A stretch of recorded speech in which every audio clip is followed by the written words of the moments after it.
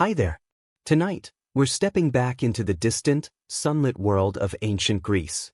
Picture yourself arriving in the busy Athenian agora, the scent of olives and sweat mixing with the distant calls of merchants. Brightly painted pottery draws your attention, and the soft rise and fall of philosophical debate drifts from a nearby stall. Citizens in neatly draped chitons discuss politics, trade, and the nature of beauty. But as your eyes move beyond the grand temples and prominent statesmen, something subtler appears, another layer of society woven into this celebrated civilization, yet mostly absent from its famous stories. Tonight, we'll quietly explore one of the less admired, often painful corners of that ancient world, what life was truly like for a male concubine in ancient Greece. It's a reality far removed from the idealized images of thinkers and warriors, a small but telling part of daily life that history rarely lingers on. You might notice an older man debating ethics with great passion, unaware of the silent young figure beside him, a figure you'll understand far more deeply by the end of this journey. With modern values, you might struggle to make sense of this place, let alone imagine surviving here, especially in the position of someone so vulnerable. Before we begin, take a moment to like the video and subscribe, but only if you genuinely enjoy these explorations. And if you're listening right now, tell me where in the world you are and what time it is for you. Now, dim the lights, maybe switch on a fan for a calm background hum, and ease into tonight's journey. You find yourself observing the layered social hierarchy where citizenship is everything and freedom is a tightly held privilege. The air buzzes with intellectual energy, but also with unspoken rules and power dynamics. It's essential to remember that while great ideas flourished here, practices we find strange or troubling today existed right alongside them. You might see a wealthy Athenian making his way through the market with a younger, strikingly attractive man walking beside him, not as an equal, but with a quiet difference signaling their unequal standing. This wasn't a typical master-slave relationship, nor was it an openly acknowledged partnership. It existed in a vague, socially ambiguous space. One detail easy to miss is how these relationships often served as quiet displays of status, similar to owning fine art or a prized horse.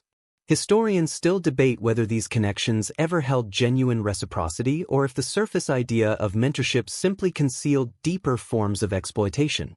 You begin to realize that the admired ideals of ancient Greece sometimes hid a far more complicated and darker reality. As you wander through the narrow streets, the sounds of daily life surround you, the ring of a blacksmith's hammer, the distant bleating of goats, the chatter of women at the public fountain. Picture the contrast between the grand, public conversations of philosophers and the quieter, nearly invisible struggles happening inside private homes. You see a young man dressed plainly, carrying a basket into a large villa. His eyes seem to hint at a story, an exhaustion unusual for someone his age. This doesn't match the romantic imagery often found on pottery or in ancient plays. This is a world where social roles are strict and opportunities are limited for anyone outside the privileged class. Freedom here is not a universal right. It's reserved for those with birth, wealth, or specific legal standing. Consider how love and desire worked in this society. While poetry and myth celebrated deep passions, the lived reality for many was more transactional.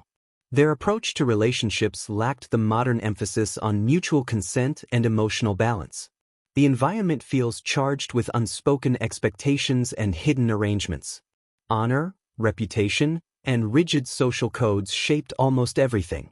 You'll soon realize that what was acceptable in private could differ sharply from what was publicly acknowledged. As the sun lowers, stretching long shadows across stone pathways, the weight of this historical truth settles in. The soft chorus of evening cicadas brings a sense of calm even as the subject deepens. The city is alive in every direction, children racing through alleys, vendors calling out to customers, the aroma of figs, olives, and warm bread filling the air. Yet your attention is drawn to subtle signs of power and status, the confident walk of citizens who expect respect versus the cautious movements of those who avoid direct eye contact. You notice groups of men speaking freely and energetically with their peers, while another young person stands quietly near a shop, his demeanor reflecting a quiet unease.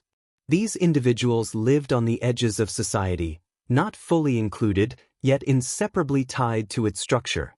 The city never stops moving, but for some, that constant movement only reinforces their restricted place. As dawn rises, tinting the marble buildings with soft shades of pink and gold, your real journey begins. You're no longer just observing, you are seeing through history what it meant to be a male concubine in this world. You quickly understand that this role was not shaped by mutual affection or recognized partnership as we think of relationships today. Instead, it grew out of the rigid social hierarchy of ancient Greece, a society deeply invested in status, citizenship, and freedom. Citizens held a certain level of autonomy, but many others did not. Slaves occupied the lowest level, treated as property rather than people. But male concubines lived in a complicated, often contradictory position, above full slavery, yet far below the respected standing of a free man.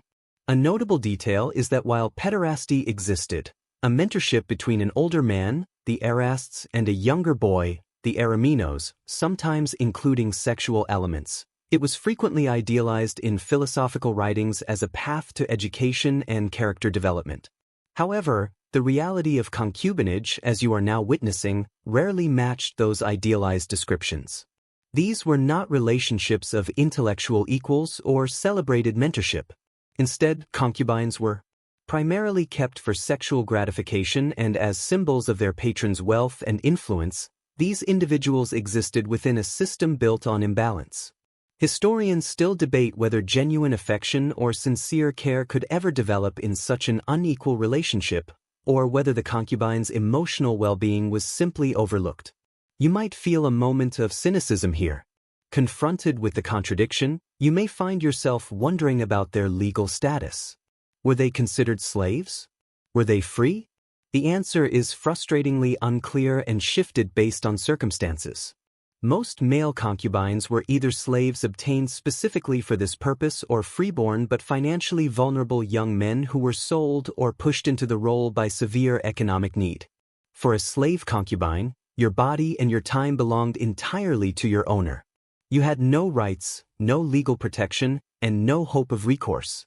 For a freeborn male forced into concubinage, the situation differed only slightly, allowing for a theoretical, though rarely usable, claim to freedom. Yet economic dependence and social stigma meant even a freeborn concubine lived in deep vulnerability. Consider the psychological toll. You are treated as an object valued for youth and appearance, perhaps for your ability to entertain, but rarely for your thoughts or individuality. Imagine the emotional restraint required. You cannot openly show fear, frustration, or sadness. Any unguarded expression might be seen as resistance, resulting in swift and unpleasant outcomes. Your real self, your hopes, memories, and dreams from before this life, must be carefully concealed, locked away as something only you can access. The fine fabrics around you, the rich smell of incense filling the villa, are nothing more than a decorated cage. You might receive expensive garments or small ornaments, but they are symbols of ownership rather than freedom. They display your patron's wealth to his guests, not comfort you. You exist as a living ornament, a pleasing object that reflects his status and desires. Your daily routine follows the wishes of your patron. You may be summoned at any hour to serve food, pour wine, perform music, or simply be available for his sexual satisfaction. There is constant pressure to anticipate his expectations and maintain a composed, agreeable demeanor. No matter your internal conflict, you learn to read the smallest changes in his expression. The tightening of a jaw, the shift in his eyes, signals that guide your next action. Your survival depends on remaining compliant and accommodating. The room may be filled with the scent of rich food and expensive wine, but for you it becomes another night of performance and obedience. A quiet anxiety follows you, a steady awareness of your fragile position. You balance the need to please your patron to ensure your continued, though unhappy, existence with the indignities your role demands. A light breeze might offer a brief physical relief, yet it does little to soften the internal weight of your situation. You develop a refined skill in silent observation. You notice the subtle interactions among family members, the unspoken gestures between master and slave, the effortless assumptions of superiority from citizens. You learn to interpret pauses, glances, or slight changes in posture that reveal approval or dissatisfaction. This skill arises not from curiosity but from necessity. Your well-being depends on accurately sensing the moods of those around you, especially your patron. You may spend long hours in one room, a quiet observer of discussions about politics, philosophy, or military affairs, absorbing knowledge never intended for you. The faint sounds of laughter from outside, free men enjoying a stroll, remind you of the sharp boundary separating your life from theirs. You remain inside, always watching, always attending, part of the luxurious setting yet distant from the freedom and agency that define it. As the shadows grow, a familiar sense of resignation settles in, a steady companion in your restricted world. With the morning light revealing the full landscape of the city, the contrast between its beauty and your circumstances becomes clear. You have adjusted to the rhythm of this life, and one truth becomes unmistakable: your lack of status shapes every moment. The phrase, male concubine, might sound unusual to modern ears, but in ancient Greece, it often referred to the catamite, a term applied to boys and young men serving as passive sexual partners. These individuals came from different paths. Some were war captives, others were children sold by struggling families, and a few, though uncommon among true slaves, were freeborn youths driven by extreme poverty. This range of backgrounds meant the beginning of their role could differ, yet the final outcome remained similar, marked by limits and hardship. An interesting detail about the term catamite lies in its linguistic roots. It comes from the Latin catamus, a Roman adaptation of the Greek name Ganymede. You may recall Ganymede from myth, the handsome Trojan prince taken by Zeus to serve as his cupbearer. While the story is often framed as romantic or divine, the reality for actual catamites was far from ideal. They were not honored figures. Historians still debate whether attaching their identity to a mythic figure softened the harsh truth of their exploitation or merely emphasized the dominant power structure, suggesting a supposed natural order to their subordination. The irony is unmistakable, a graceful name hiding a difficult reality. If you imagine yourself in this role, your early life likely involved deep loss and a sudden, harsh shift. Perhaps you remember a modest home, siblings' laughter, or the familiar smell of your mother's cooking. All of it disappears, replaced by the polished luxury, or at times the plain functionality, of your patron's household. You are chosen not for intelligence or courage but for youth, appearance, and perceived compliance. This selection almost never involved consent. It was a purchase, a capture, or a desperate decision. The weight of that realization is crushing. Your identity and future shaped entirely by someone else's desires, without input, without objection, without escape. You are carefully trained in the behaviors expected of you, serving quietly, pleasing your patron without overt emotion, remaining unobtrusive unless needed. Your movements become controlled and efficient, your expressions muted behind a practiced calm. You learn to predict needs before they are spoken, a skill born from constant observation and the urgency to avoid displeasure. This compliance carries a quiet desperation, an internal wish for peace within your restrictions. The elaborate frescoes on the walls, depicting gods, heroes, victories, and romances, seem almost mocking. Their stories celebrate freedom and triumph, sharply contrasting your own reality of constraint and subordination. You might even watch other slaves in the household, those performing physically demanding labor like grinding grain or carrying water, and wonder whether their position, though exhausting, offers more dignity. At least their work has a clear, functional purpose beyond existing for another's pleasure. Their tasks, however hard, may feel less personally intrusive than your own. The soft rustling of olive branches outside the window offers a brief sense of calm, quickly replaced by the constant awareness of your reality. A quiet undercurrent of helplessness runs beneath your daily routine as you move through the winding corridors of your patron's estate. You grow increasingly conscious of the complex hierarchy that shapes every interaction. Your patron, usually an older aristocratic man, holds unquestioned authority over your life. He is your erasts, the elder dominant partner, while you are the ereminos, the younger, passive one. Though these relationships were often described in philosophical terms as chances for the older man to provide instruction and guidance, the truth for a male concubine was far removed from this ideal. Rather than intellectual growth, your role centered on service and gratification. An interesting detail is that, although Greek society openly recognized various forms of same-sex relationships, especially those tied to education, the ones involving concubines were often spoken of quietly or covered with polite language.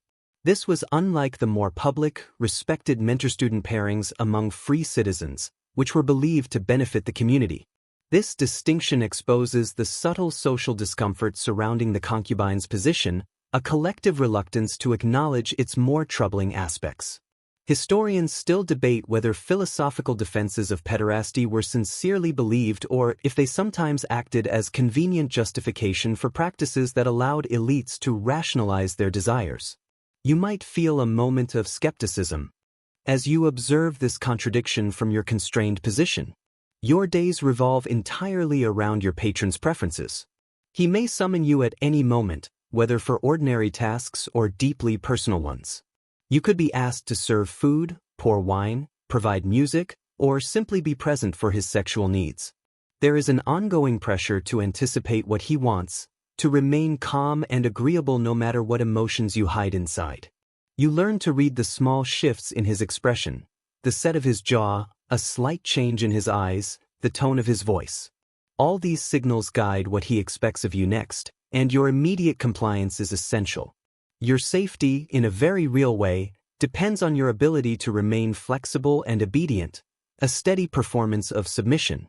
Distant flute music played by a free citizen drifts through the air, reminding you of another kind of life, one marked by unrestrained melody and spontaneous happiness. It stands in sharp contrast to your own quiet, confined reality. Even the surrounding air feels dense with unspoken expectations, pressure that never fully fades. The hours inside your patron's home pass in a routine shaped entirely by his needs. You come to realize that although he may speak of mentorship, its practice is usually absent. True education, intellectual and moral instruction, was typically reserved for freeborn youths in gymnasiums or philosophical schools. Your learning, if provided at all, is limited to practical tasks or basic literacy, enough to perform your duties but never enough to advance your status or encourage independent thinking. You are viewed as a tool, and tools receive only the knowledge required to function. Another interesting observation is that concubines were sometimes expected to develop artistic abilities such as playing instruments, singing, or reciting poetry. Imagine mastering the lyre not for self-expression but solely to entertain your patron and his guests, becoming another pleasant sound within their gatherings. Your skill is not praised as art but as a contribution to the atmosphere enjoyed by free men. Scholars still discuss whether these talents offered personal enrichment or merely increased the concubine's appeal and value, making them more desirable possessions. You may feel a dull ache in your hands from practice, not from passion, but from obligation. Your daily life often mixes long stretches of waiting with sudden demands. You might spend hours as an unnoticed presence in the household, observing slaves, relatives, and guests move about. You become patient, living in a state of quiet readiness. Then, without warning, you may be called, perhaps for a massage, to recline beside your patron as he reads, or to join him in his private rooms. There is no routine you control. Your body and your time belong entirely to him, extensions of his wishes, reacting to his commands like a puppet moved by unseen strings.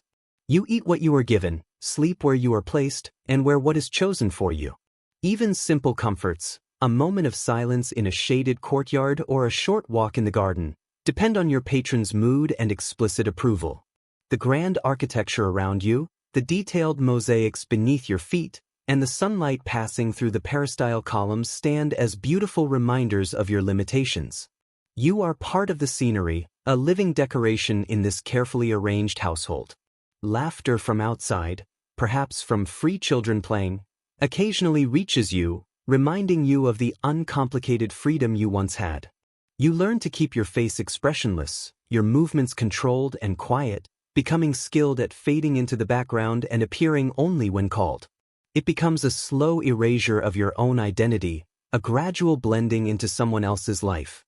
The sun traces its path across the Athenian sky, and as the day continues, you cannot ignore the persistent social stigma tied to your existence.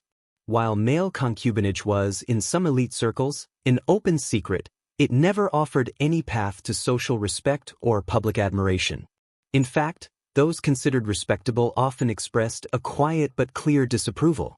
Historically, even in societies where same-sex relationships were not automatically condemned, the passive role for a free man was usually viewed as unmanly and therefore deeply shameful.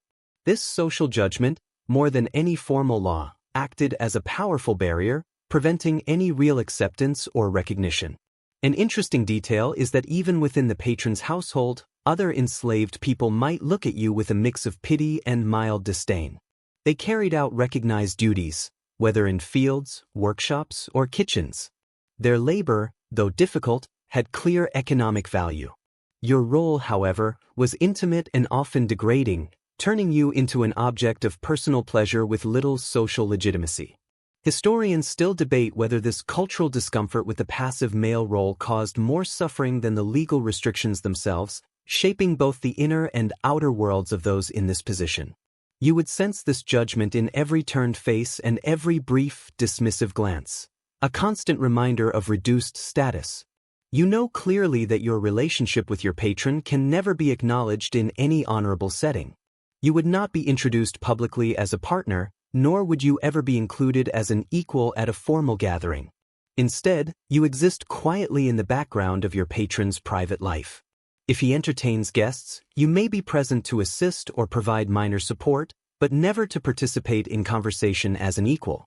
You are treated as an extension of his personal desires rather than a person with recognized standing. This distinction is crucial. It consistently places you outside the circle of valued individuals. The awareness of this low position stays with you constantly. Anytime you leave the house, perhaps to run an errand, you walk carefully, keeping your posture small, doing your best not to draw attention. You try to remain unnoticed, aware that any recognition could bring further embarrassment to both you and your patron. If he is associated too openly with someone in such a stigmatized role, it could harm his reputation. The admired Greek statues in public spaces, idealized male bodies in athletic or heroic poses, stand in sharp contrast to your own diminished place. You are not a soldier, not a thinker, not a citizen. You are simply his. This persistent sense of inferiority slowly wears down whatever self-worth you once had, leaving only a faint version of who you used to be.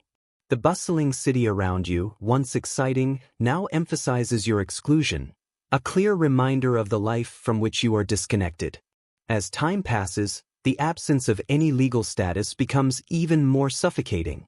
You live without rights in a society that prides itself on order, laws, and civic responsibility. Though ancient Greek law was detailed and, in some cases, even protective of certain slaves with specific roles, it offered almost no safeguards for a male concubine. If your patron chose to mistreat you or cause serious harm, you had nearly no options for justice or protection. Legally, your existence was largely undefined. Another notable point is that harming a free individual could result in severe penalties, sometimes even execution in certain city-states. But these rules did not apply to you. Your body was not legally protected in the same way. You were not recognized as a person in the legal sense that mattered. You were viewed as property or, at best, an extension of your patron. Scholars still question whether this legal gap was intentional, meant to preserve the patron's full authority, or simply a reflection of a society unsure of how to classify you. Regardless, you lived with a constant awareness that your physical safety depended entirely on your patron's mood. There was no magistrate to appeal to, no family support, and no institution to intervene. Consider a moment during a symposium when your patron, caught in irritation or drunk in anger, strikes you. You might instinctively recoil, but you know not to resist or protest. A bruised eye, a cut lip, or a broken tooth is something you manage quietly, hiding it if possible to avoid further displeasure.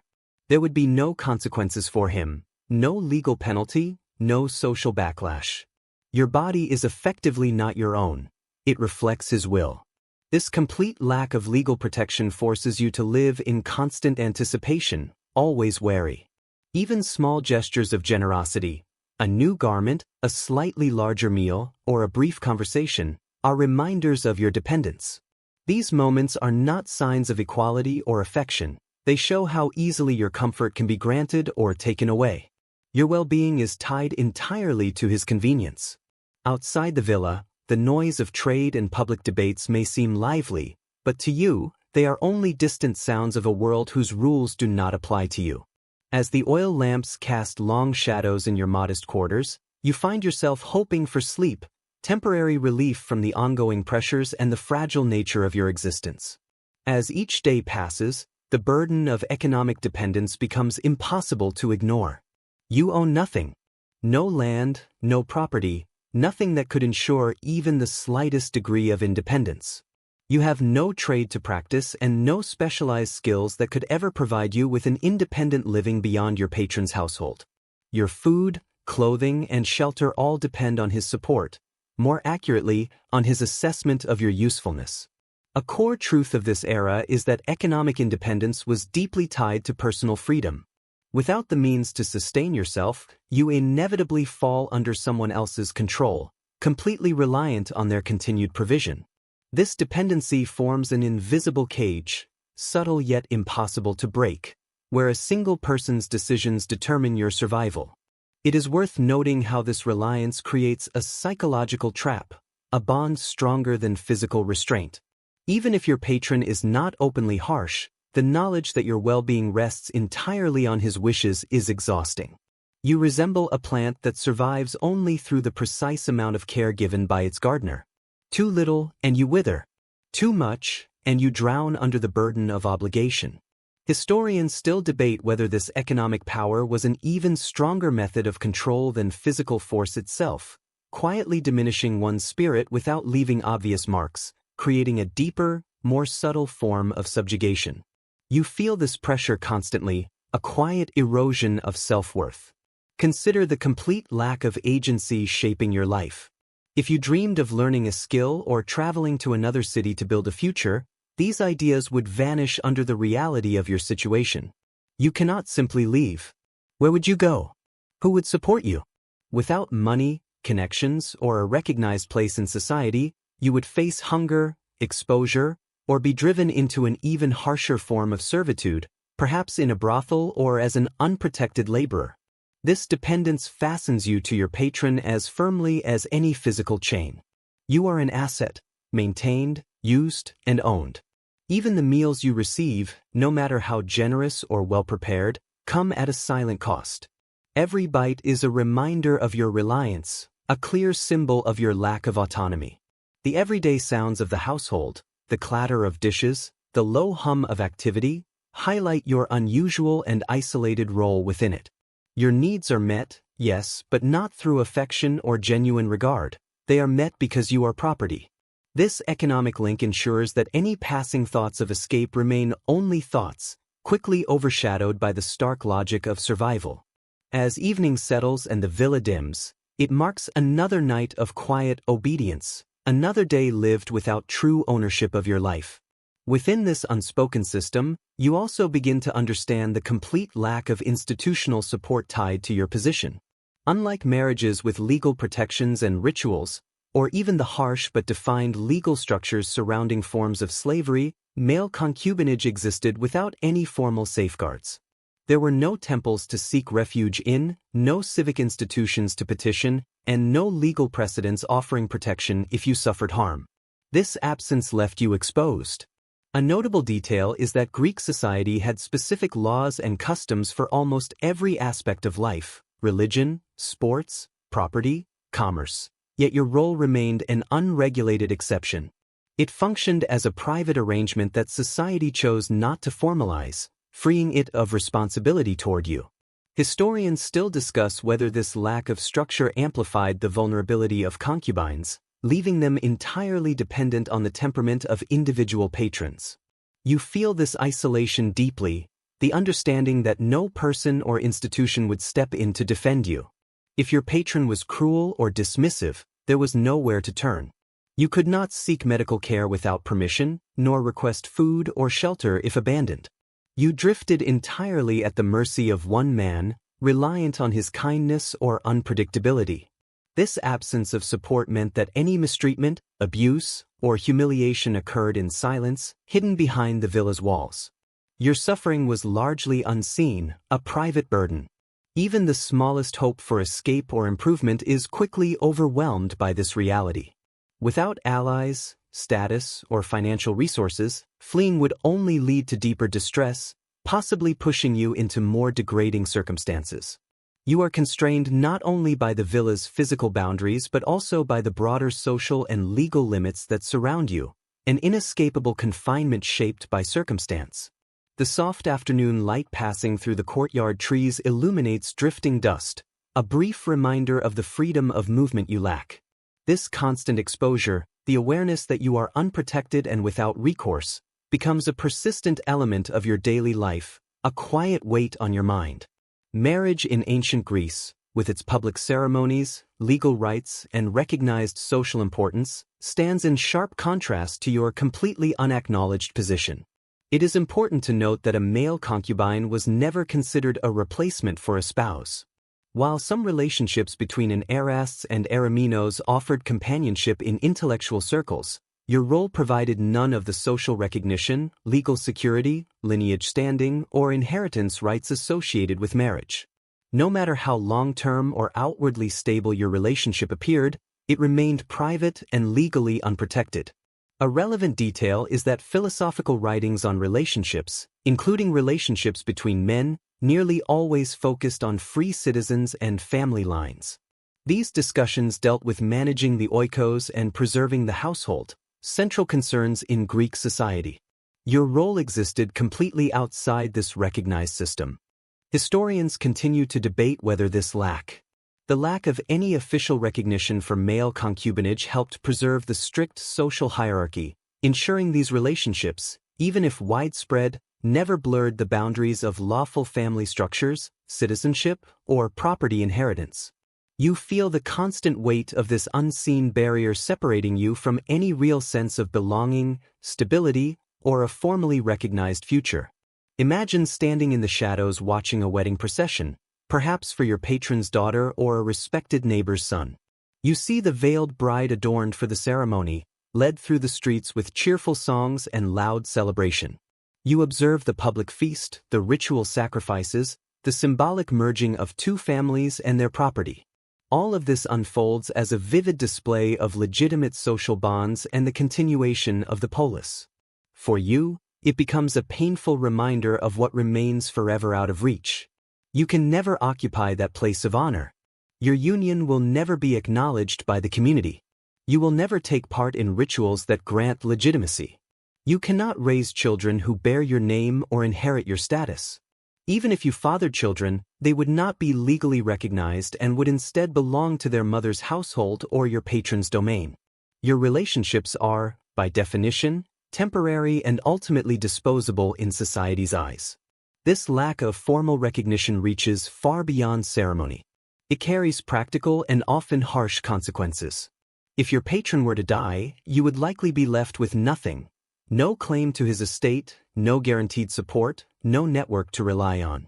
You would be set adrift, dependent on the goodwill of his heirs if any existed, or forced to seek another patron, continuing your cycle of uncertainty. This built-in instability, this constant risk of being left destitute and without purpose, becomes a persistent anxiety shaping your daily life. The ordinary sounds around you, the low hum of voices, the ringing of metal from artisans at work, seem to emphasize your isolation, your lack of rootedness in this intricate social world. Life continues in all its complexity, yet you remain an outsider, held back by invisible constraints that prevent full integration. As you continue living within this unspoken system, you begin to see the deep contrast between the public ideals of relationships and the quiet, often difficult truth of your own situation. Greek society, especially among the elite, held complex and often contradictory ideas about desire and companionship. Philosophers might praise virtues or intellectual bonds in some male relationships, but your role as a concubine was rarely viewed with the same dignity. It is a telling historical detail that male concubines were often omitted from formal texts, creating a silent consensus around a practice that was both common and subtly disdained. This silence reveals a social discomfort, a reluctance to examine certain realities, leaving individuals like you in a state of partial visibility. You are undeniably present, yet your existence carries an unspoken judgment. A notable distinction emerges in how male and female concubines were regarded. While both were denied the full rights of a spouse, female concubinage sometimes had a limited degree of practical acceptance, and their children could occasionally be legitimized, securing a modest future. Male concubines, however, faced stronger stigma tied to notions of masculinity and the belief that the passive role was feminized and therefore considered shameful for free men. Scholars still debate whether this discrepancy stemmed from anxiety about male social roles, concerns about lineage, or deeper power dynamics within each form of concubinage. You can feel this unspoken judgment even when no one addresses it directly, a tangible sense of existing just outside a world that never fully acknowledges your humanity. Picture yourself at a symposium, an evening gathering where men recline, drink wine, and discuss philosophy or lighter topics. You may be present to serve, pour wine, or attend to your patron and his guests. The discussions around you might touch on beauty, love, or ideal relationships, perhaps even abstract meditations on eros.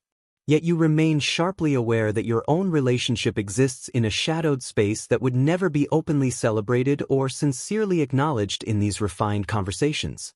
You become a quiet figure in the background of their social and intellectual world. The clinking of Kylix cups, the aroma of rich dishes, and the animated exchanges about civic duty or poetry all highlight your marginal position, a presence on the edge of free society's elaborate tapestry. This gap between public ideals and private realities creates a distinct psychological strain. You learn to perform your role, presenting a controlled demeanor that aligns with unspoken expectations.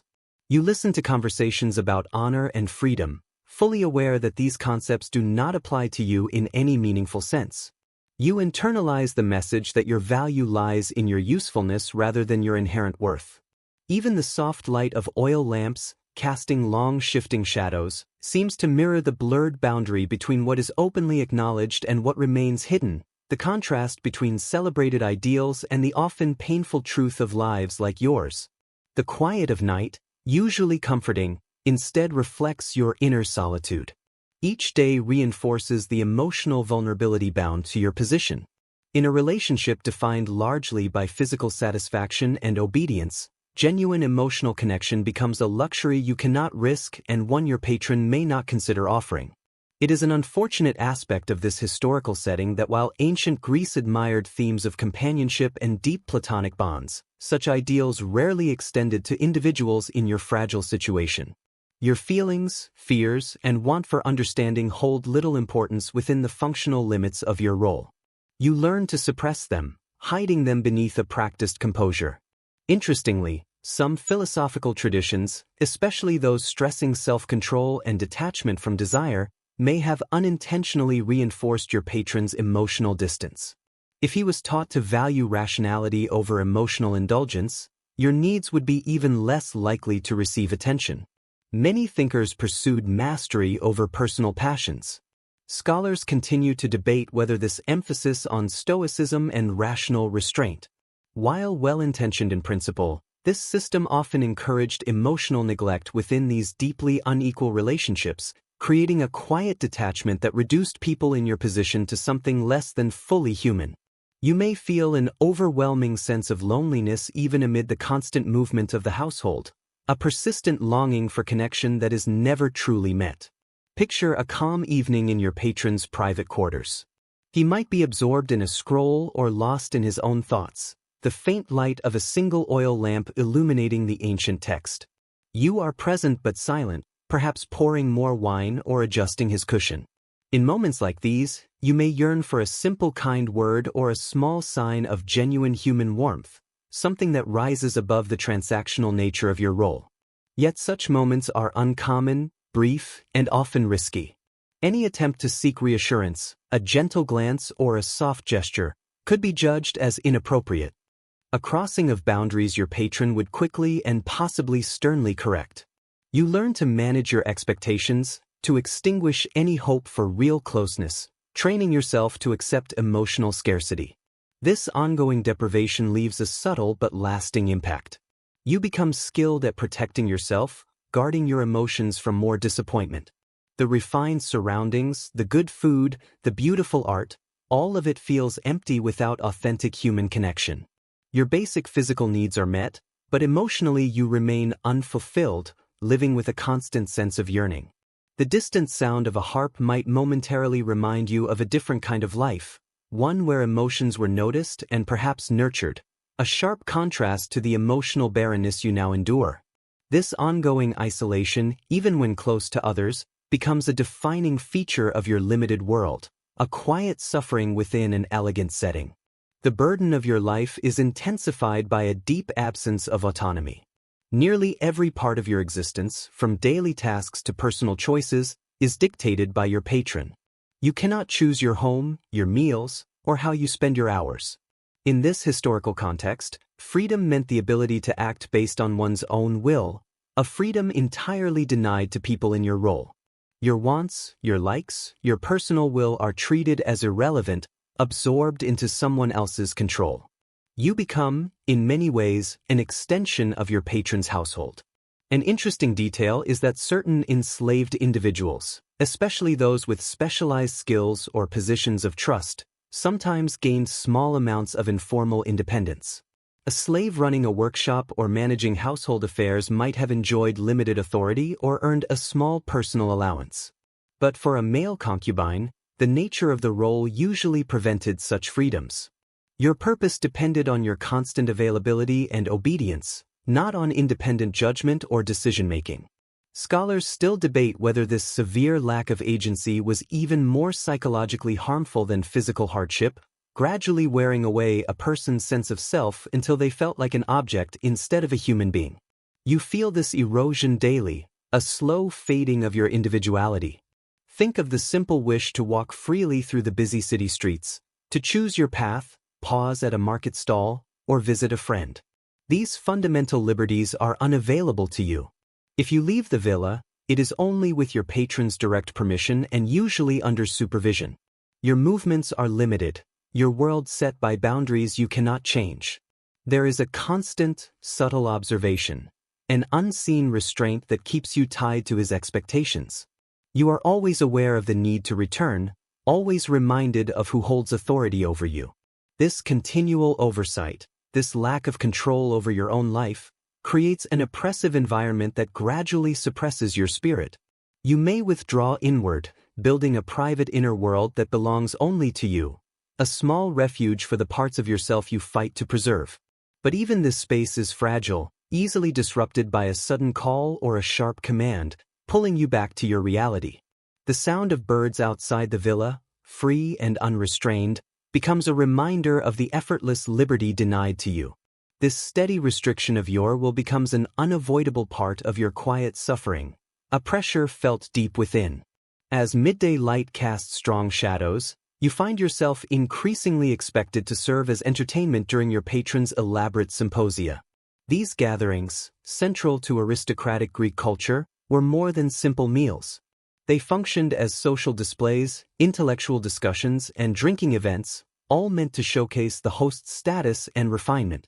Your role as a concubine was often essential to the setting, treated as a decorative presence alongside music, wine, and conversation, enhancing the evening for the free male guests. It is important to note that entertainment at these events varied widely, including philosophical debates, poetry, and also more physical or intimate amusements.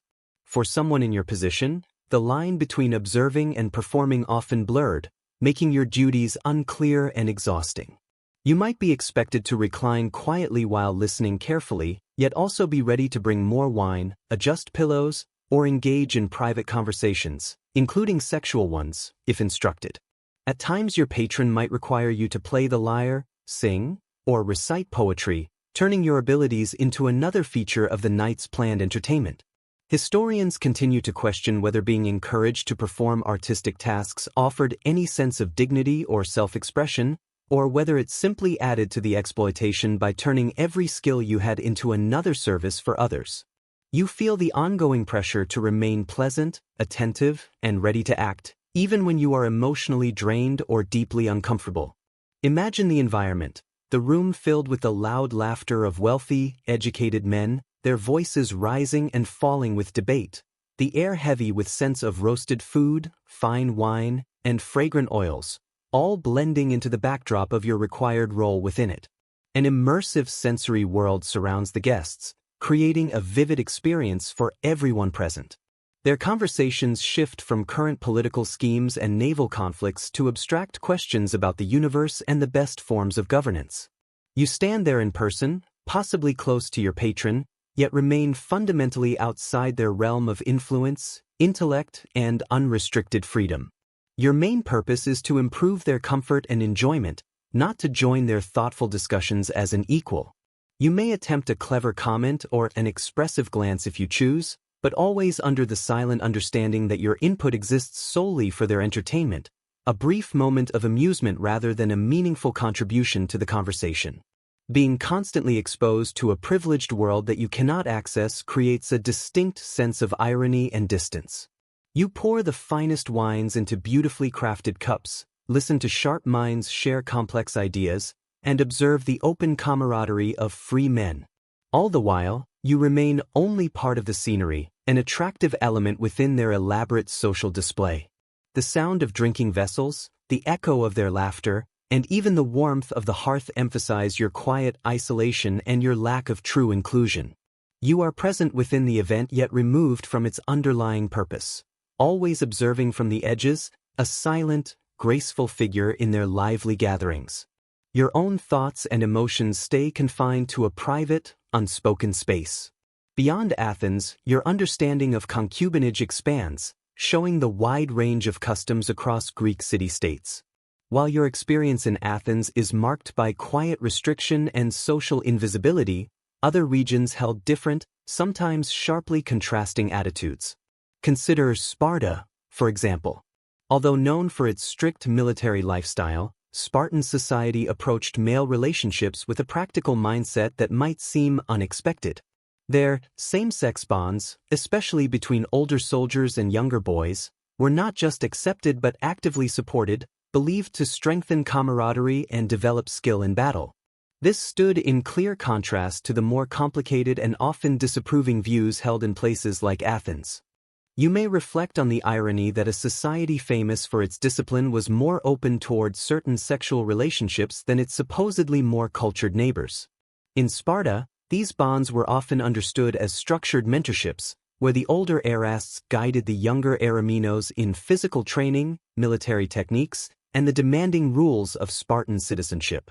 Though the sexual aspect could be present, it was often framed as part of this instructional system, another tool for creating loyal, capable warriors. The focus was on the agoge, the strict Spartan upbringing, and these relationships fit naturally into that framework.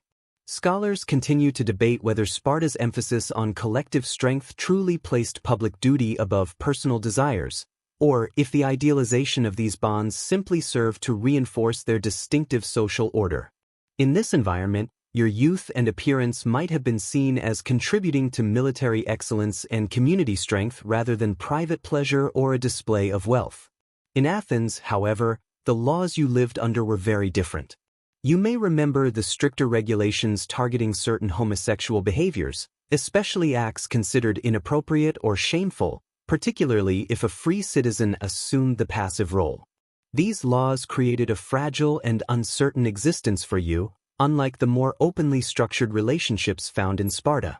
You lived with constant concern, aware that certain actions outside your defined role could result in severe consequences, including public humiliation or loss of rights for the free citizen involved. This uneven system, where the patron might avoid punishment while the concubine remained exposed, was an unfortunate reality. These differences among the city-states reveal how diverse ancient Greece truly was. There was no single Greek lifestyle but a collection of independent traditions, laws, and beliefs that often conflicted with one another.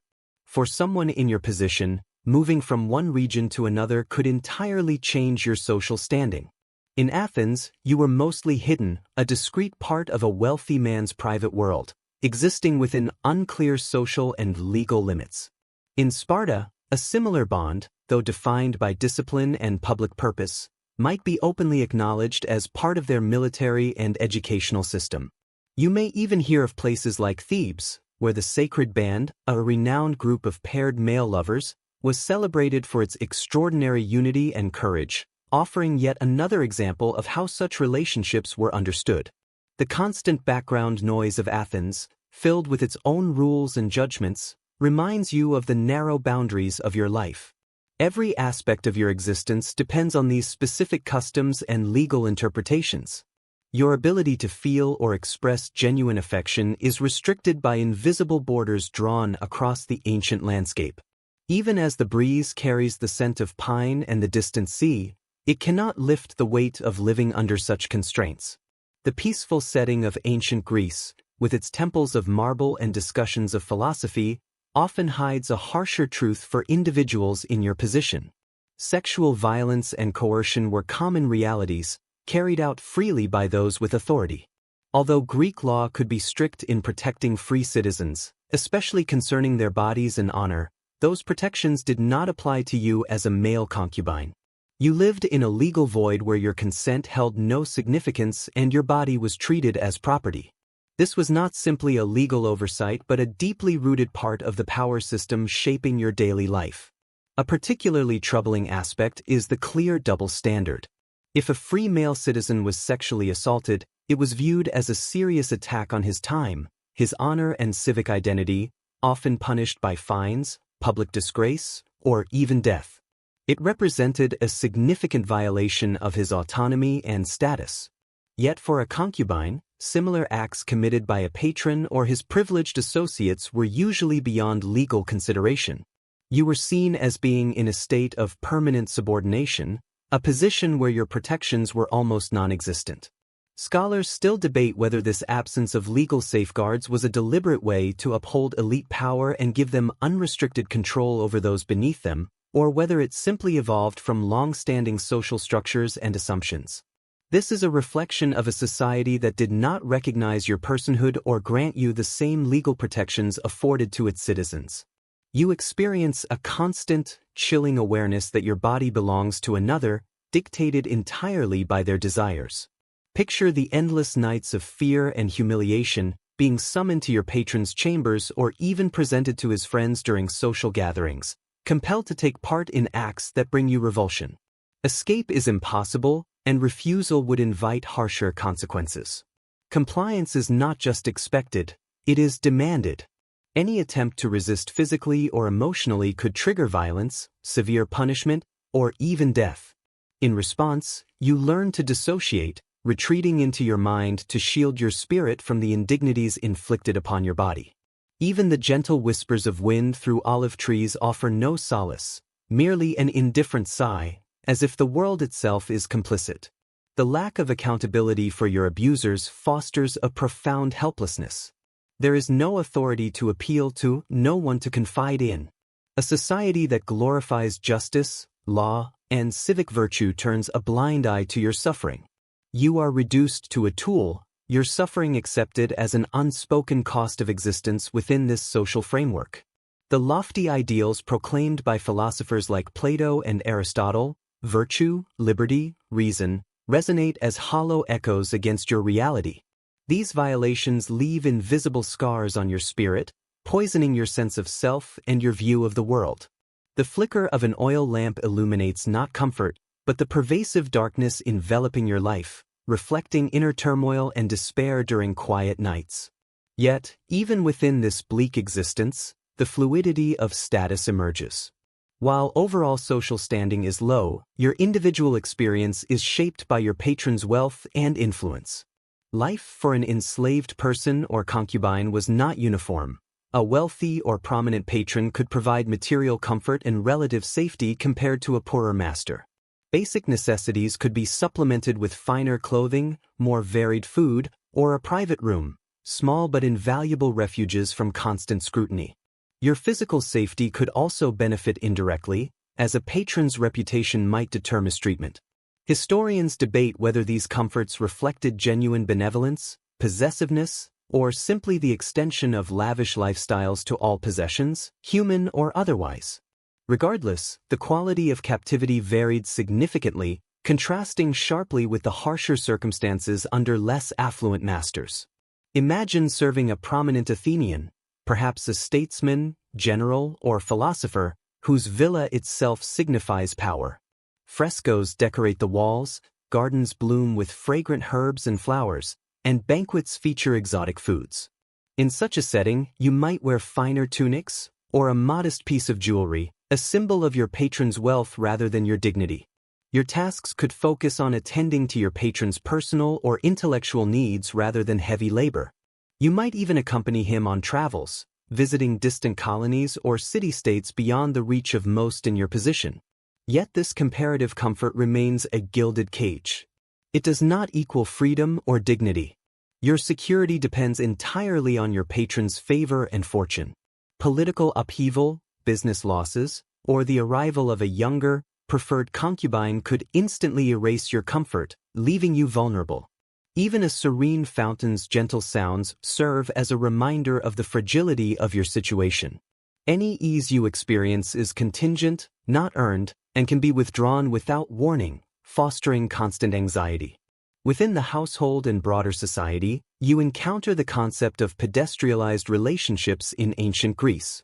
In its idealized form, as described by philosophers like Plato and Zenon, it was a pedagogical relationship between an older free man, Erastes, and a younger free boy, Ereminos, emphasizing education, character building, and civic virtue. While sometimes involving a sexual component, the intellectual and moral development was meant to be central. Importantly, this practice was among citizens to cultivate leaders, not to exploit the vulnerable. Philosophical texts praise pedestrialized mentorship as noble, highlighting the Ereminos' active pursuit of excellence and wisdom.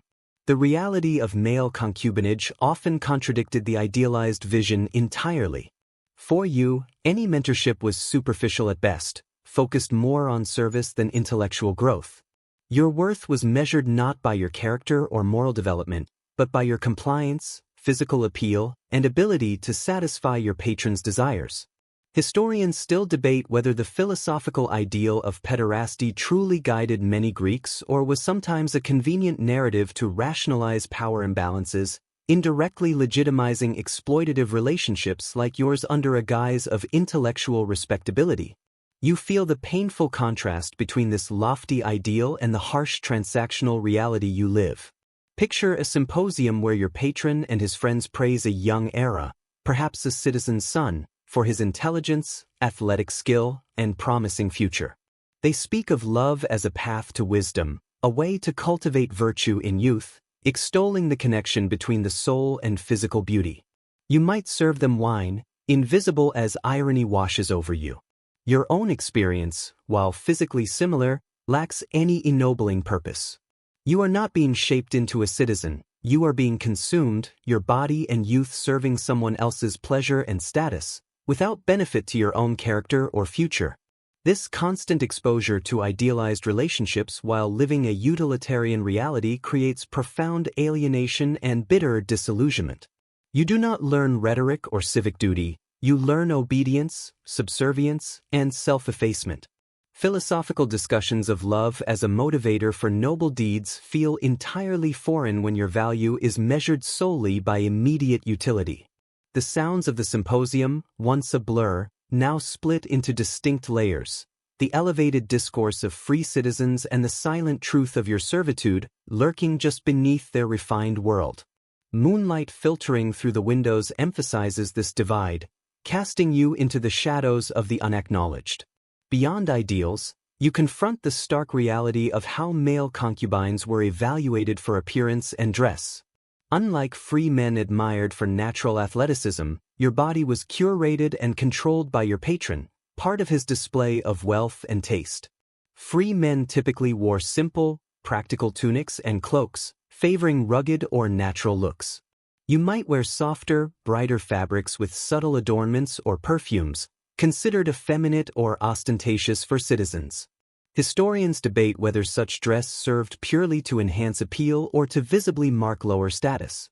You feel the discomfort of being dressed for someone else's pleasure, each piece of fabric and scent reinforcing your objectification. Imagine standing silently at a symposium in a finely woven chiton, accentuating your form. Your hair might be styled and perfumed, contrasting with the short, practical cuts of free men. You are a living aesthetic, part of a curated sensory experience for your patron and guests. The constant awareness of being visually appraised is profoundly dehumanizing. Even your body, your most personal possession, is not yours. It must be maintained, bathed, oiled, and kept youthful for others' consumption. For a free man, youth may lead to family and independence. For you, it guarantees continued servitude. The mirror reflects a polished image, but behind your eyes is silent resignation. The symposium's murmurs and laughter create an oppressive atmosphere, highlighting the meticulous control over your appearance and underscoring your lack of autonomy. Every detail, from hair to scent, is managed to serve your patron's image, transforming you from an individual into a curated object. This dress, distinct from the simple attire of free men, marks you as a luxury item and visibly differentiates your status. You stand adorned not for comfort or self-expression, but as a projection of your patron's identity and power, a living symbol of their dominance. In this way, your body and presence are a constant reminder of the gap between philosophical ideals and lived reality, a life where the aesthetic and the transactional dominate, leaving personal autonomy and intellectual development beyond reach. Eyes linger, the silent judgments they pass, and how your appearance contributes to an atmosphere of luxury, indulgence, and exoticism. This constant awareness of being evaluated physically is deeply dehumanizing, reducing you to an object of desire. Your inner self is overshadowed by the need to present a controlled, pleasing exterior. Even your body, your most personal possession, is no longer entirely yours. It is maintained, groomed, and displayed for others' enjoyment. You may be required to bathe frequently, oil your skin, and maintain a flawless, youthful appearance, tasks that reinforce the idea that your value lies solely in your physical form. Where youth might offer freedom and marriage to a free man, for you it means continued servitude and exposure. The mirror reflects only a constructed image, a pleasing facade, while your eyes hold quiet resignation and deep fatigue from the constant performance. The sounds of the symposium, once distant, now press in, the murmurs, laughter, and clinking of cups creating an oppressive space where your body is always on display, examined, and consumed. This careful management of appearance mirrors the broader lack of control over any part of your life, from your thoughts to your outward presence. As you settle into life within the Athenian household, you confront a darker aspect of male concubinage, the pure delicatus. Literally, delicate boy. These were often enslaved boys or young men groomed from early childhood for sexual service and pleasure. They embodied the wealth and power of their patron and were prime examples of human commodification. The younger the boy, the higher the perceived value, deepening the exploitation. Unlike concubines acquired as adolescents or young adults, a pure delicatus could be taken from their family as a child, ensuring complete dependence and malleability. While historians debate the exact prevalence, literary and artistic sources confirm their existence among the elite. You might see a younger boy in the household, even younger than yourself, moving with extreme fragility and obedience, a chilling prelude to his future. His innocence fades day by day, and the psychological trauma inflicted is profound. Raised entirely to satisfy his patron, his sense of self is distorted. He knows no life free from scrutiny or expectation, his education limited to service, his world constrained to the household. Childhood is stolen, replaced by a premature adulthood defined by exploitation. Consent is an alien concept, personal boundaries do not exist.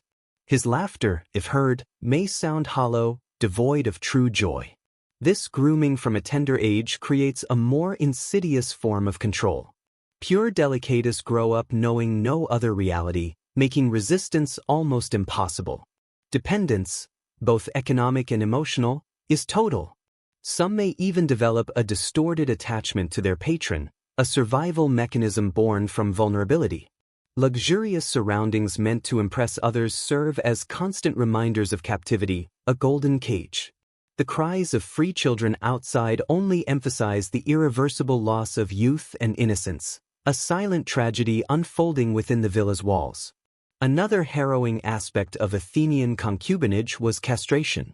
While not universal, it occurred for some boys destined for long-term sexual or household service.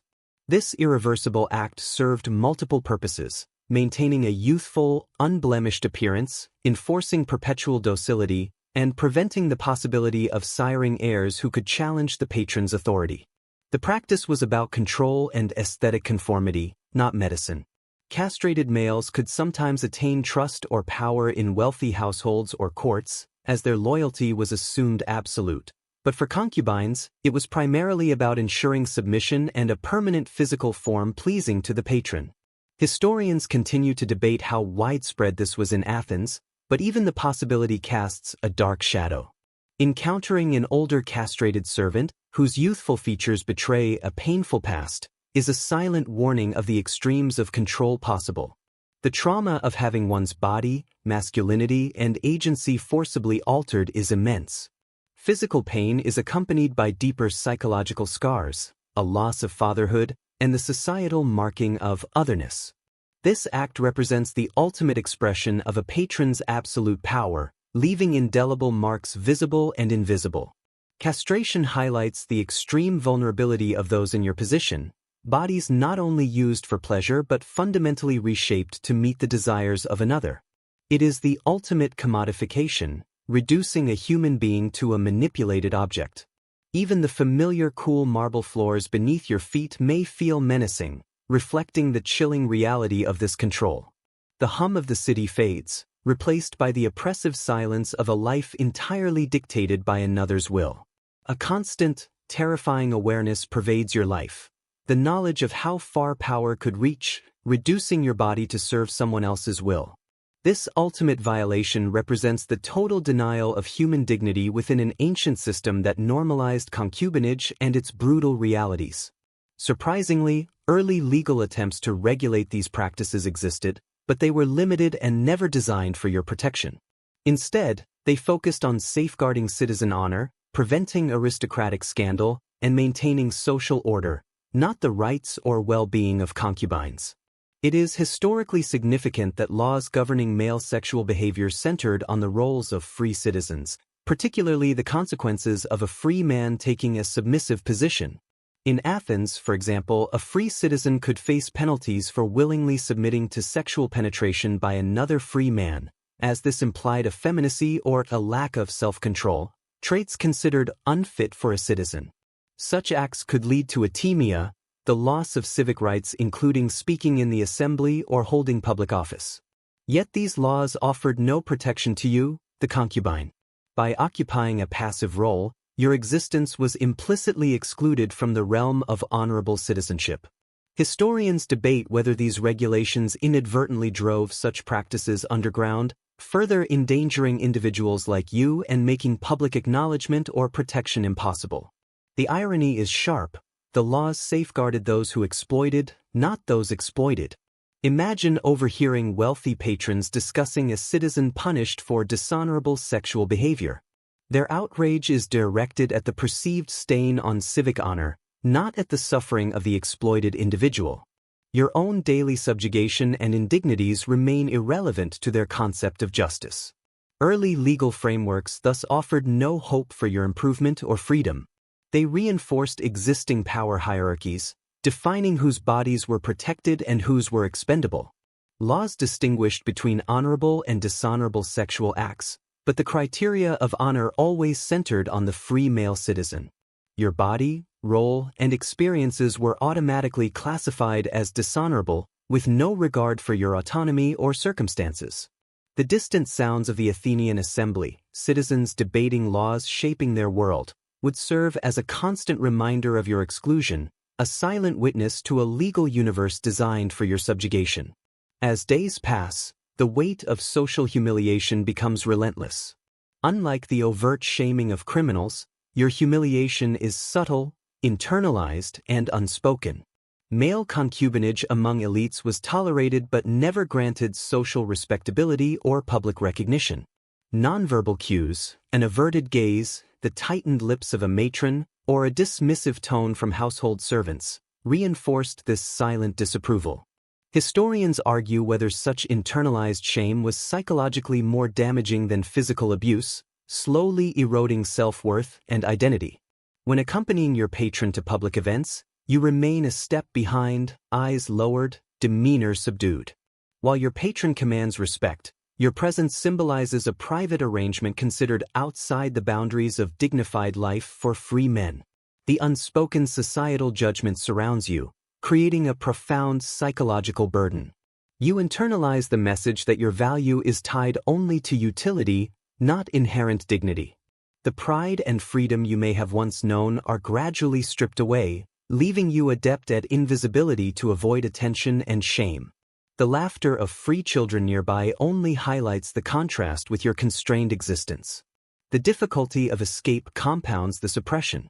For a male concubine, freedom was nearly impossible, confined not just by walls, but by a complex network of legal, economic, and social barriers. Unlike other forms of slavery, where manumission was rare but defined, pathways to freedom for male concubines were unclear and perilous. Even if escape were achieved, survival was uncertain. Without family, wealth, or legal recognition, you became stateless and vulnerable to recapture, whether by your former patron or others seeking advantage. Historians debate whether the absence of legal pathways to freedom was intentional, ensuring total control, or a reflection of a society unable to imagine a positive role for concubines beyond servitude. You feel the heavy weight of your reality, aware that every path seems to lead to another form of bondage. Occasionally, a thought of rebellion or escape flickers in your mind. You imagine slipping away under the cover of night, perhaps taking a few coins and disappearing into the anonymity of the Athenian countryside or a distant port city. But logic quickly sets in. Where would you go? Who would shelter you? Without money, you would starve. Without connections, you would be vulnerable to bandits, or worse, captured and sold into harsher servitude, perhaps in mines or as a laborer with a brutally short life expectancy. The fear of recapture and the inevitable severe punishment restrains you far more effectively than any chain. With almost no viable escape routes, you are forced into resigned acceptance. Your life is not your own. The idea of self-determination, celebrated among free Athenian citizens, is a cruel joke for you. You learn to suppress any longing for freedom because nurturing it only leads to deeper pain. The laughter of distant travelers echoes at night, a reminder of a world beyond your reach, a world offering no refuge for someone like you. Your dreams of liberty remain just that, dreams, fading into the stark reality of your perpetual confinement. The cumulative weight of your experiences, the constant subjugation, lack of rights, and social stigma, gives rise to a deep internalized shame. This psychological burden outweighs any physical labor. It slowly erodes your sense of self-worth and identity. You begin to see yourself through the eyes of your oppressors and the disapproving society around you, internalizing the belief that your existence is dishonorable, that you are less than a complete human being. This is a crucial historical point. The psychological effects of systemic exploitation are often overlooked. Internalized shame can lead to self-policing. You may unconsciously adopt the behaviors society expects of a concubine, believing them to reflect your true nature. You may become overly deferential, avoid eye contact, speak softly, and suppress spontaneous emotion or opinion, not just out of fear of punishment, but because you genuinely believe such expressions are forbidden. Historians debate whether this internalization was a survival mechanism, dulling perception to reduce pain, or the ultimate triumph of an oppressive system, making victims complicit in their own dehumanization. You notice a subtle shift within yourself, a gradual dimming of your spirit. When you catch your reflection in a polished bronze mirror or a still pool, you no longer see a person with hopes, dreams, and a unique identity. Instead, you see what your patron sees: a beautiful object, a compliant servant, a vessel for another's desires. Youthful features that once promised life now serve captivity. The notion of personal agency, of desires truly your own, becomes a distant memory. You may even agree with societal judgment, seeing your state as a natural or deserved consequence of birth or past actions. This constant internal battle is profoundly isolating. You cannot share it, fearing accusations of ingratitude, rebellion, or madness. So you carry this shame alone, a silent companion whispering doubts day and night. The sun on your skin, the beauty of Athens, and simple pleasures seem muted by this sense of unworthiness. You become a ghost in your own life, present physically but diminished internally. This internalized shame locks you not just in the villa, but within your own mind. As centuries pass and the glory of ancient Greece wanes, new philosophical and religious currents emerge, slowly reshaping society and challenging practices like concubinage. The most significant of these is Christianity. Though it would take centuries to fully influence society, early Christian thought emphasized spiritual equality, the sanctity of individual life, and a stricter sexual morality, gradually undermining long-standing pagan practices. Early Christian teachings condemned non-marital sexual relationships, including concubinage, a radical departure from pagan Greece and Rome. While not immediately abolishing such practices, these teachings shifted public opinion and legal frameworks, pushing concubinage into the realm of the illicit and sinful. Historians debate whether this emphasis on spiritual equality genuinely improved the exploited's lives or simply replaced one form of subjugation with another. You might imagine the faint whispers of this new faith, initially dismissed, slowly growing into a transformative force. Picture temples of Zeus and Athena standing empty, replaced by modest Christian churches. Missionaries speak of a God who sees all souls as equal, regardless of status, a revolutionary idea in your hierarchical world. While Christianity brought its own intolerance, its condemnation of sexual exploitation began eroding the social acceptance that sustained concubinage. The concept of inherent spiritual worth, even for those considered property, subtly challenged the ancient order. Gradually, the foundations of unquestioned dominance are questioned, as the vibrant sounds of pagan festivals are replaced by quiet Christian hymns. You would find yourself at the threshold of a new era, guided by rules that were different and perhaps not immediately gentler. Your fate, though still fragile, would now be entwined with broader societal changes, hinting at a distant future in which such practices might eventually vanish. Over time, the steady progression of history, combined with the cultural and religious shifts brought about by Christianity, gradually led to the decline of male concubinage in the ancient world. This transformation was not sudden but unfolded over centuries. As new legal systems, moral frameworks, and social norms developed, practices once openly tolerated or quietly accepted slowly fell out of favor, eventually becoming condemned and, in many regions, outlawed. This represents a major historical shift in Western views on sexuality, personal rights, and the treatment of vulnerable individuals. Interestingly, the decline was not solely the result of Christian moral influence. Economic factors also played a role. As the Roman Empire, which had absorbed Greece, began to face internal crises and external threats, the large slave-based households that enabled practices like concubinage became less common. The move toward more localized agrarian economies, and later feudal systems, reshaped household labor and personal relationships. Additionally, evolving ideas about family, inheritance, and the role of the individual within society contributed to the gradual disappearance of a practice once widespread. Historians still debate whether religious, economic, or social forces were the most influential in the eventual end of formal male concubinage. You might imagine the world around you changing slowly but surely, the old order creaking and giving way to something new, though not necessarily better. Picture a future in which the idea of a man keeping another man as a concubine would be met with universal condemnation and legal penalties. The notion that a free person could be forced into such a role would become unthinkable, a barbaric remnant of the past. Even the language would shift, Terms like catamite would become historical relics, reminders of past injustices rather than contemporary realities. The grand villas that once hosted such arrangements would either decay or be repurposed, their walls no longer echoing with silent suffering. This slow but undeniable evolution of society offers a bittersweet perspective. While you in your historical context may never experience this freedom, the eventual relegation of these practices to history provides a sense of posthumous vindication. The pressures of emerging moralities and social structures would ultimately render your particular form of servitude obsolete. The distant tolling of a church bell, replacing the old temple drums, signals not just a new religion but the emergence of a society aspiring, however imperfectly, to new ideals of human dignity and autonomy. Your suffering, though real and profound, would become evidence of a time that thankfully passed. As centuries roll on and the dust of ancient Greece settles into history, you gain perspective on the legacy of male concubinage, a legacy marked by pain, exploitation, and dehumanization, standing in stark contrast to the era's celebrated intellectual and artistic achievements.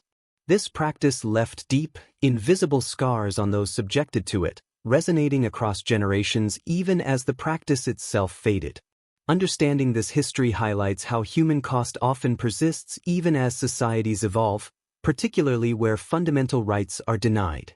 A striking detail is the historical silence surrounding male concubinage.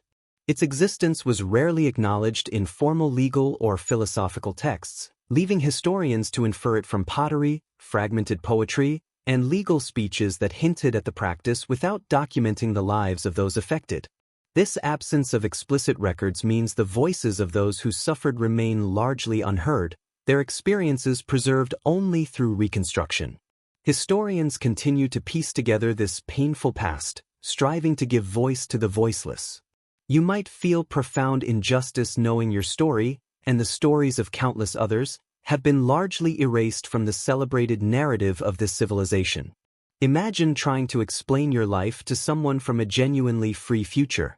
How could you convey the subtle terror of economic dependence, the impunity of abuse, or the crushing weight of social stigma? Concepts central to modern human rights, consent, bodily autonomy, simply did not apply to you. Your existence was defined by their absence. The beauty of temples, the profundity of philosophies, and the democratic ideals of the age all seem tainted by the systemic exploitation underpinning much of society. This is the paradox. A civilization that prized freedom and reason, yet sanctioned profound unfreedom and cruelty for segments of its own population. Reflecting on this offers a painful yet valuable lesson in human history. It demonstrates the complexities of power, the fragility of rights, and humanity's capacity for both cruelty and resilience. The shadow of male concubinage reminds us that progress is rarely straightforward, and even societies that appear enlightened can harbor grave injustices when unchecked power and social prejudice combine.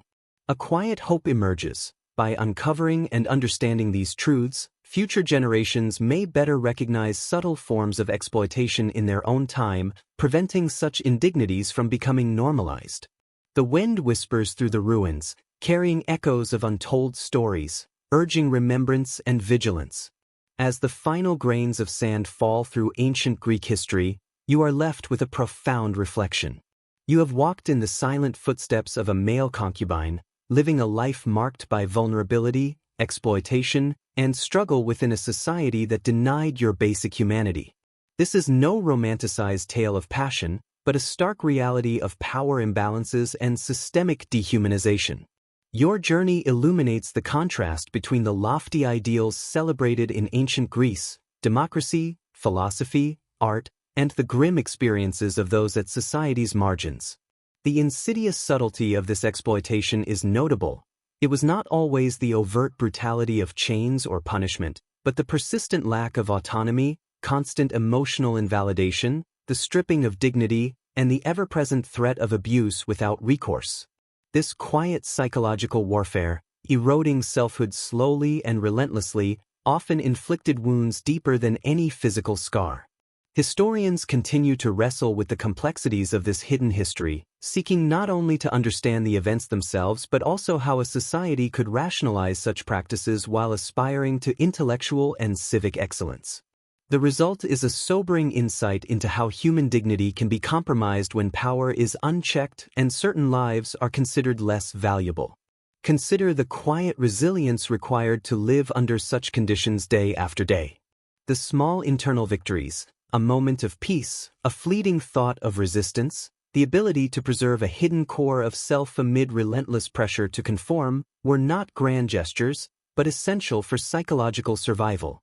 One cannot help but reflect on the enduring strength of the human spirit even under the harshest circumstances. The whispers of the wind through ancient olive groves and the distant murmur of the Aegean Sea now seem to carry not just the sounds of a lost world, but the echoes of countless untold stories, each bearing witness to endurance. Ultimately, these reflections are not meant to provoke bitterness but to impart a lasting lesson. The legacy of male concubinage in ancient Greece serves as a potent reminder of the importance of recognizing and protecting the rights of every individual, regardless of social status, gender, or perceived usefulness. It highlights the dangers of unchecked power and the subtle but pervasive ways systems can strip people of agency and personhood. The beauty of ancient Greece is undeniable, yet its darker aspects cannot be ignored. By confronting these challenging truths, we gain a deeper, more nuanced understanding of humanity's past and strengthen our resolve to prevent such systemic exploitation in the future. As the sun sets on this ancient world, it leaves behind a profound stillness, a silent call for remembrance and vigilance.